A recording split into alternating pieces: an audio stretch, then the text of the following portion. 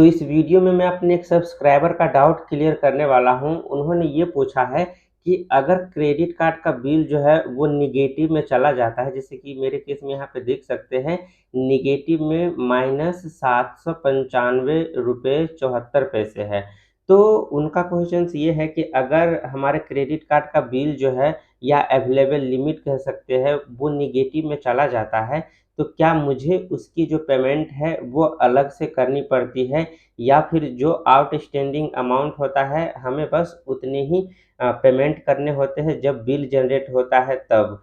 तो मैं बता दूं कि ये जो माइनस में क्रेडिट कार्ड का बिल जाता है, चाहे किसी भी क्रेडिट कार्ड का हो, एक्सिस बैंक हो, एचडीएफसी हो, कोटक हो, एसबीआई हो, किसी भी क्रेडिट कार्ड में अगर निगेटिव में बैलेंस जाता है तो इसको अलग से पेमेंट नहीं करने होते हैं। जो आपका टोटल आउटस्टैंडिंग बैलेंस होता है और बिल जनरेट होके जो आता है, तो उसमें जो आप बैलेंस पे करते हैं, जैसे कि मेरे केस में जो आउटस्टैंडिंग बैलेंस है जो मुझे पे करने हैं, यानी कि 30 मई को पे करने थे, लास्ट डेट था, तो मैंने 29 मई को जो है वो उसकी पेमेंट कर दी है। तो जैसे मैंने जो मेरा आउटस्टैंडिंग अमाउंट 10,392 रुपये 39 पैसे था, तो मैंने सिर्फ इतने ही पैसे पे किए, ये माइनस का जो था वो पेमेंट नहीं किए। तो दूसरे ये जो यहाँ पे मैं आपको लिख देता हूँ, बिफोर बिफोर बिल पेमेंट, यानी कि बिल पेमेंट से पहले का स्क्रीनशॉट है ये, और ये वाला जो स्क्रीनशॉट है आफ्टर बिल पेमेंट, यानी कि मैंने जो बिल पेमेंट कर दिया उसके बाद मैंने एक्सिस बैंक में ये स्क्रीनशॉट लिया था। तो मैंने 10,392 रुपये 39 पैसे पे किए।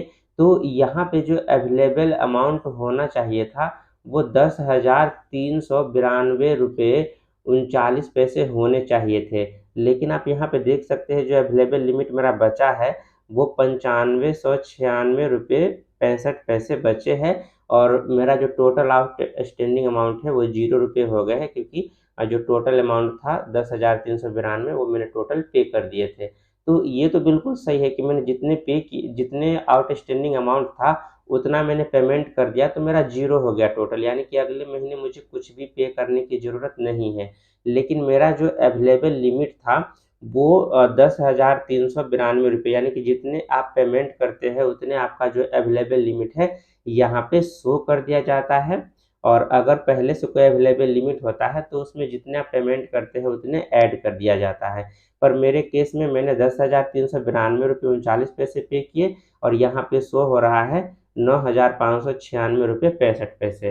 तो ये जो टोटल अमाउंट आपका निगेटिव था, तो जो आपने अमाउंट पे किए उसी में से इसने निगेटिव चार्ज खुद ब खुद कट कर लिए। आपको जो है कोई भी अलग से पेमेंट करने की ज़रूरत नहीं है। मैं कैलकुलेटर ओपन करके थोड़ा-सा इसकी कैलकुलेशन भी आपको दिखा देता हूँ। तो यहाँ से मैं कैलकुलेटर को ले लेता हूँ। यहाँ पे ये रहा कैलकुलेटर मैं, और यहाँ पे इसको मैं थोड़ा-सा साइड कर लेता हूँ। तो देख सकते हैं मैंने जो पेमेंट किया था वो 10,392 रुपये 39 पैसे मैंने पेमेंट किए थे, और मेरा जो निगेटिव में बैलेंस था, यानी कि इसमें 590 रुपये ओवर लिमिट का होगा, और पता नहीं थोड़ा बहुत इधर-उधर के चार्ज भी लग जाते हैं, तो टोटल मिला के 795 रुपये 74 पैसे इसका निगेटिव में है। तो मैंने जितने पे किए थे वो अमाउंट माइनस जो मेरा निगेटिव में था 795 रुपये 74 पैसे माइनस में अगर करूँगा और इसको इक्वल टू करूँगा तो आप देख सकते हैं 95,196 रुपये 65 पैसे, और यहाँ भी आप वो सेम अमाउंट देख रहे हैं 95,196 रुपये 65 पैसे। तो इसका मतलब जो आपने अमाउंट पे किया वो वाले उस अमाउंट में से जो आपका निगेटिव अमाउंट है उसको माइनस करने के बाद जो अमाउंट बचता है वही अमाउंट आपको अवेलेबल लिमिट के तौर पे देखने को मिल जाता है।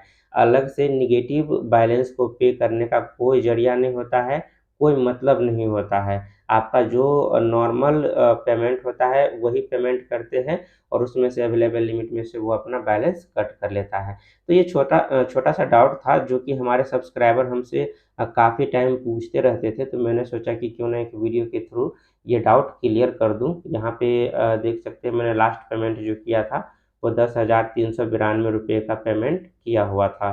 तो इस वीडियो से रिलेटेड अगर कोई डाउट है तो आप हमसे कमेंट सेक्शन में पूछ सकते हैं, मैं वहाँ पे रिप्लाई कर दूँगा। बाकी नेक्स्ट वीडियो में मिलते हैं इसी तरह के और भी इन्फॉर्मेटिव वीडियो के साथ। तब तक अपना ख्याल रखिए। Bye bye.